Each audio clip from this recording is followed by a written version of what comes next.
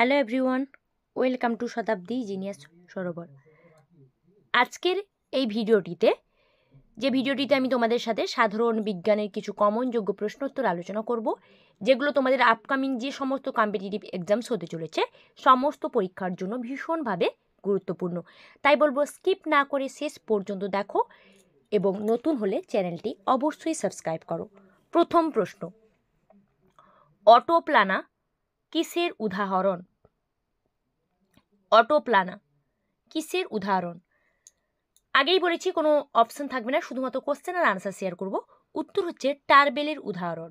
টারবেলের উদাহরণ বলতে কি বোঝাচ্ছে না, অটোপ্লানা হচ্ছে মিষ্টি জলে এক প্রকার মুক্ত জীব, যেটাকে বলা হচ্ছে, ঠিক আছে, প্রাকৃতিকভাবে মিষ্টি জলে প্রাপ্ত এক প্রকার মুক্ত জীব, যেটাকে বলা হচ্ছে অটোপ্লানা, যেটাকে টারবেলের এক্সাম্পল হিসেবে ধরা হচ্ছে। নেক্সট, কোন গ্রুপের স্তন্যপায়ী প্রাণীরা লোমবিহীন হয়? আমরা জানি যে স্তন্যপায়ী প্রাণী সাধারণত লোমযুক্ত হয়, তো লোমবিহীন হয় কোন গ্রুপের? সঠিক উত্তর হবে সিটিয়েসিয়া। সিটিয়েসিয়া গ্রুপের অন্তর্ভুক্ত স্তন্যপায়ী প্রাণী বলতে কি কোনগুলো বোঝাচ্ছে না, তিমি, তারপরে তোমার পার্সেসিয়া, এগুলো হচ্ছে তোমার লোমবিহীন, মানে লোম থাকে না, এরা স্তন্যপায়ী, অথচ সিটিয়েসিয়া গ্রুপের অন্তর্ভুক্ত স্তন্যপায়ী যারা লোমবিহীন হয়। ঠিক আছে। নেক্সট, কোন উদ্ভিদটি কাণ্ড পরজীবী হিসেবে আচরণ করে? কাণ্ড পরজীবী কোন উদ্ভিদ? সঠিক উত্তর কি হবে? সঠিক উত্তর হবে কুসকুটা।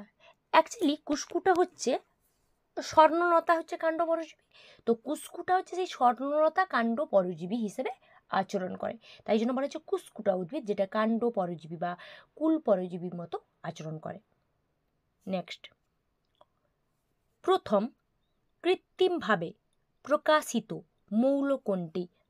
সর্বপ্রথম মৌল হিসেবে পরিচিতি লাভ করেছিল বা কৃত্রিমভাবে প্রকাশিত হয়েছিল মৌল হিসেবে, সঠিক উত্তর কী হবে? সঠিক উত্তর হবে টেকনেটিয়াম। টেকনেটিয়াম, যেটা হচ্ছে কৃত্রিমভাবে প্রকাশিত মৌল। প্রথম কৃত্রিমভাবে প্রকাশিত মৌল হচ্ছে টেকনেটিয়াম। ঠিক আছে, পরের প্রশ্ন যাব। রক্তবিহীন কোমল ভারবাহী কলাকে কি বলে? রক্তবিহীন কোমল ভারবাহী কলাকে কি বলা হয়? সঠিক উত্তর হবে তরুণাস্থি। তরুণাস্থি বলা হয় রক্তবিহীন, যেটা রক্ত থাকবে না, কোমল ভারবাহী কলা, নরম, সেটাকে বলা হচ্ছে তরুণাস্থি। ঠিক আছে। নেক্সট, পাতা ও ফলের পতন রোধ করে কোন হরমোন? পাতা ও ফলের পতন মানে পড়ে যায়, অনেক সময় দেখবে ফল পড়ে যায় বা পাতা ঝরে পড়ে যাচ্ছে এমনি এমনি, তো ওগুলো রোধ করে কোন হরমোন? সঠিক উত্তর হবে অক্সিন। অক্সিন, যেটা হচ্ছে ক্রমশ বৃদ্ধি করতে সাহায্য করে, পাতা এবং ফলের রোধ করে, মানে পতন রোধ করে, মানে পড়তে দেয় না, অক্সিন হরমোন। নেক্সট, গঠনগতভাবে সদৃশ অঙ্গগুলিকে কি বলা হয়? গঠনগতভাবে সদৃশ মানে গঠনগতভাবে সাদৃশ্য রয়েছে, মানে গঠনগত দিক দিয়ে একই রকম দেখতে, ঠিক আছে, একই রকম গঠনযুক্ত অঙ্গ বা গঠনগতভাবে সাদৃশ্য রয়েছে, মিল রয়েছে, যেগুলো উত্তর হবে সমসংস্থ। সমসংস্থ বলা হয় যেগুলো গঠনগতভাবে সদৃশ অঙ্গগুলি সমসংস্থ নামে পরিচিত।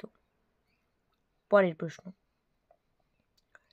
সালোক সংশ্লেষের কোন দশায় জল অত্যাবশ্যক?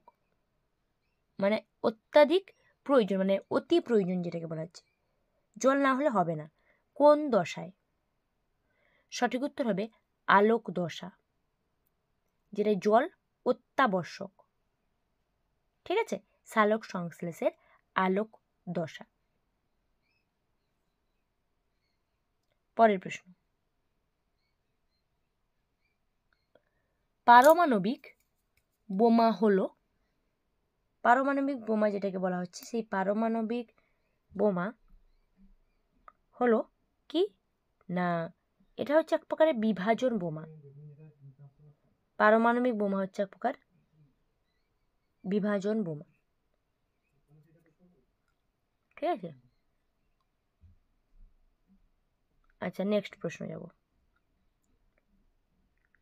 মহাবিশ্বে সর্বাধিক উপস্থিত মৌলটি হলো, সব থেকে বেশি পরিমাণে উপস্থিত মৌল কোনটি? সব থেকে বেশি পরিমাণে, সেটা হচ্ছে কি বলতো? হাইড্রোজেন। হাইড্রোজেন মৌল মহাবিশ্বে সব থেকে বেশি পরিমাণে উপস্থিত। ঠিক আছে।